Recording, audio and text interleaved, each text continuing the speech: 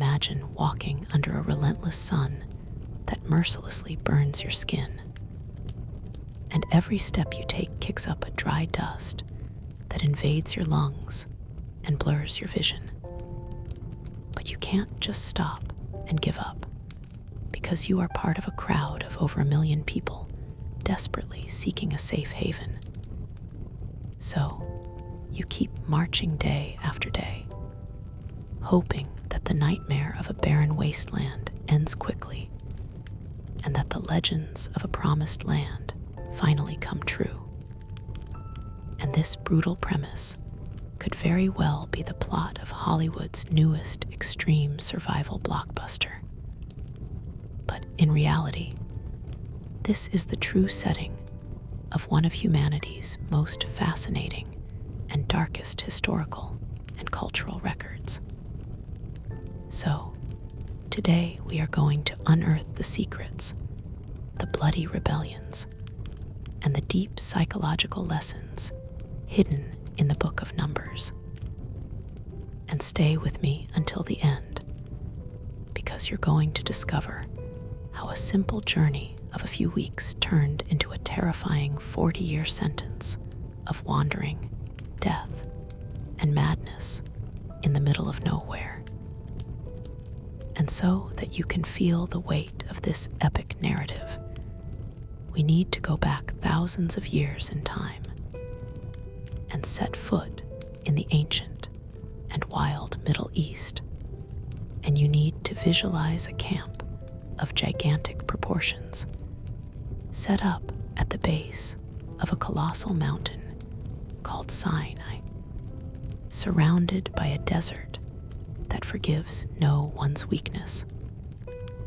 But I want to make it absolutely clear that this video is made especially for you, who have never read an ancient text, who know nothing about theology, and who just want to hear an incredibly well-told story. So, forget the complex religious interpretations for a moment and look at this account as a true psychological thriller of war and leadership.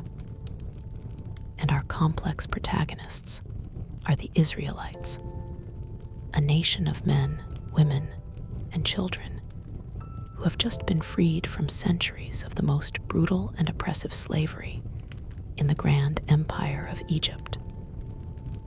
But they are deeply traumatized, confused, and have no idea how to govern themselves or how to survive as a free and independent society. Therefore, they need order, unbreakable laws, and a rigid military structure before taking that first dangerous step into the unknown territory they need to conquer. And our story begins exactly with an immense, meticulous, and exhausting population and military count.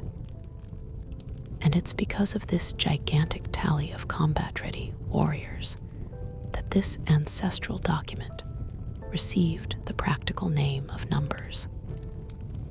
But organizing such a colossal crowd in the middle of an arid desert is a logistical nightmare that borders on complete human impossibility. So the leaders establish a camp formation designed down to the millimeter, where each of the 12 tribes has its exact designated place around a sacred and mysterious central tent. And the marching order is so perfect that when they finally start to move, the sight of millions of people walking in sync under the protection of a colossal cloud kicks up a dust that can be seen for miles away. But the initial courage and military discipline don't even last the first few days under the torturous heat of the unforgiving sands.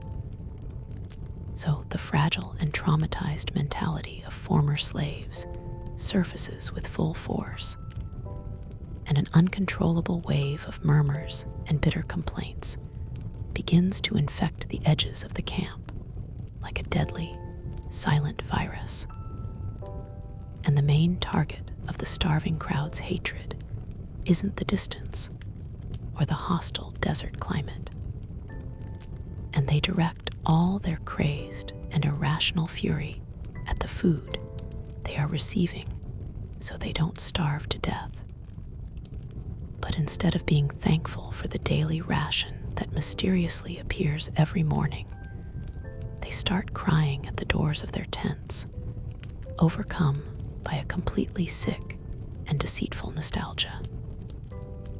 So, they start screaming and demanding that they want to go back to Egypt, romanticizing and fondly remembering the fish and onions they used to eat, while blocking out the cruel whips that tore their backs.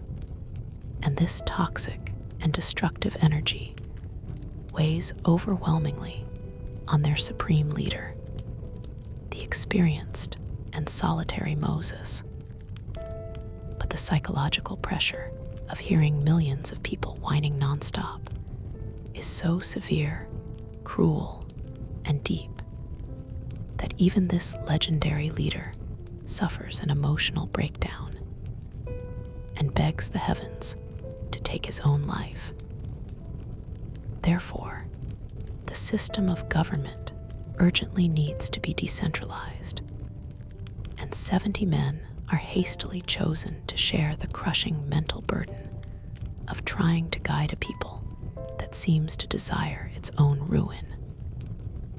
And despite the emotional crises and the food riots, they finally manage to reach the territorial borders of the legendary land that had been promised to them. And the anticipation reaches its peak when 12 elite spies, the bravest men from each tribe, are sent on a secret reconnaissance mission to map out the enemy fortifications. But after 40 days of exploring routes and gathering vital information, the report they bring back divides the nation and seals everyone's fate in a dark and irreversible way. So while 2 spies try to inspire courage by showing the giant fruits and the wealth of the place, the other 10 spies give in to absolute panic and claim that the enemies are gigantic monsters, impossible to defeat. And the fear spreads faster than fire in a dry forest. But instead of trusting their numerical superiority or the strength of their new freedom, the Israelites decide they prefer the safety of slavery to the risk of war. So they enter a widespread mutiny, plan to assassinate their leaders, and organize a caravan back to the shackles of the old oppressive empire. And the universe's response to this historic cowardice and lack of vision is one of the harshest and most poetically sad sentences in all of world literature.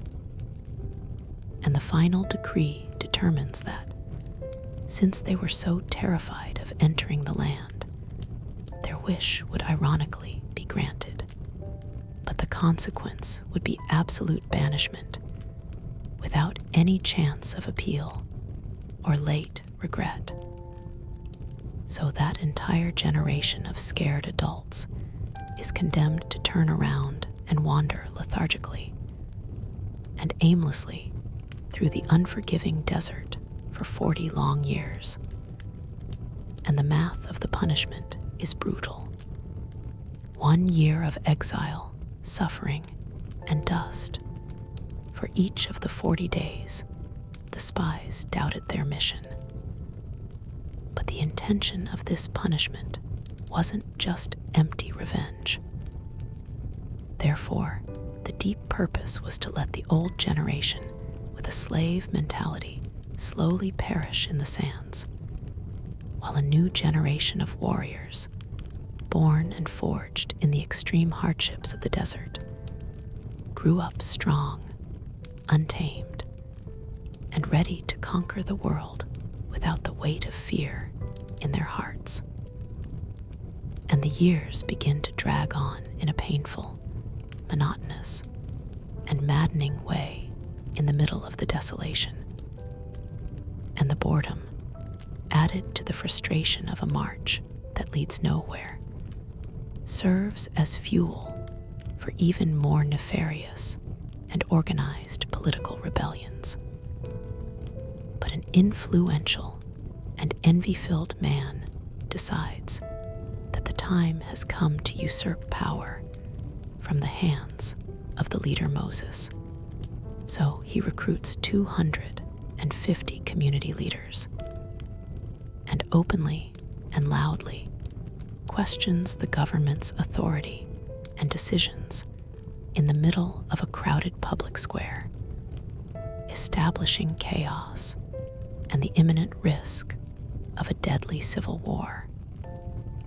And the confrontation turns into an epic and public dispute for the legitimacy of leadership. But the resolution of this conflict doesn't happen through diplomacy or long debates. So, in a terrifying and unprecedented way, the desert floor splits open in an instant earthquake, opening a colossal crater that swallows the rebels and their tents entirely, snapping shut right after, and silencing the opposition in a graphic, traumatic, and unforgettable way for the millions of terrified spectators. And the punitive journey continues to exact its high toll in blood, sweat, and salty tears. And the chronic lack of water drives the people into delirium once again, causing them to turn against their guides with physical threats. But this time, the exhausted, aging, and until then flawless leader Moses reaches his human limit and gives in to the fury he had repressed for decades. So instead of following the calm and simple instructions he was given to peacefully provide water from a limestone rock, he shouts insults at the people and violently strikes the stone with his staff, exhibiting a dangerous pride and an emotional breakdown that is unacceptable for someone in his position. And the water gushes out to save the thirsty crowd. But the ethical and moral infraction he committed under the spotlight of power cannot be ignored by the unforgiving laws of the universe. Therefore, Moses receives the devastating and melancholic sentence that he too will not be allowed to enter the promised land, serving as a dark and eternal reminder that great leadership demands even greater responsibilities, and that no one is above the consequences of their own flaws. And the trials of the march become increasingly bizarre, deadly, and unpredictable. And after winning some military victories against hostile kingdoms that blocked their passage on the main roads, arrogance mixes with exhaustion. But the people go back to complaining about the miraculous food, calling it miserable and despicable. So, a new and terrible threat sneaks in through the scorching rocks of the camp, and thousands of venomous snakes invade the tents and begin to bite people, injecting a searing venom that causes rapid death and deafening despair. But the cure for this scourge doesn't come through medicines, herbs, or spells. So a gleaming bronze serpent is forged and hung at the top of a giant pole. And the rule of survival dictates that anyone who is bitten only needs to look up toward the bronze symbol, to be instantly healed, proving psychologically that the only way to overcome death was to look away from the problem crawling on the ground and focus on the solution and the faith that was elevated.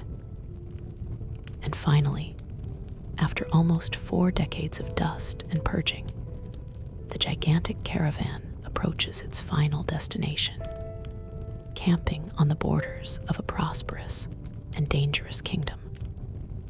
And the local king, fearing he'll be annihilated by this human tide, decides not to fight with swords, but he uses his vast fortune to hire an internationally famous mercenary sorcerer, ordering him to climb to the top of the mountains and curse the Israelites with black magic.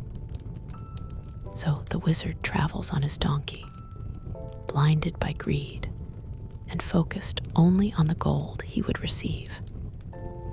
And during the journey, his own mount senses the lethal danger that the sorcerer was ignoring, stopping dead in the road and incredibly speaking with a human voice to stop him from marching to his own death. But ignoring the vital signs, the wizard reaches the cliff and tries to conjure destruction upon the camp resting below. So, in an ironic and grandiose twist, every attempt to curse magically turns into prophecies of victory, prosperity, and invincible strength, destroying the enemy king's political plans, and proving that the destiny of that new warrior generation was already sealed and shielded against any dark force. And the book closes with a feeling of absolute renewal and of an unforgiving cycle coming to an end, and a new census is ordered, a new count of young, strong warriors without the psychological shackles of their dead parents. But this new generation is now trained by the harshness of the desert, ready to face giant walls and to not repeat the cowardly mistakes of the past. So, the stage is perfectly set for the next great phase of world conquest, and the survivors now look to the horizon not with the paralyzing fear of former slaves, but with the hungry and fierce eyes of unbeatable conquerors. And so, we conclude this immense, dramatic, and complex saga of numbers. But the great lesson that echoes through the millennia isn't just about desert marches or ancient battles. So, what we learn in a visceral way is that the journey to conquer our own goals is frequently sabotaged by our own stubbornness, by our readiness to complain, and by our fear of the unknown. And the real chains that bind us aren't made of iron, but rather of weak and cowardly thoughts. So, if you want to reach your own promised land and your greatest dreams, you must be willing to face the desert, to silence the doubts in your mind, and to march with unshakable courage, no matter how long and painful the road ahead may be.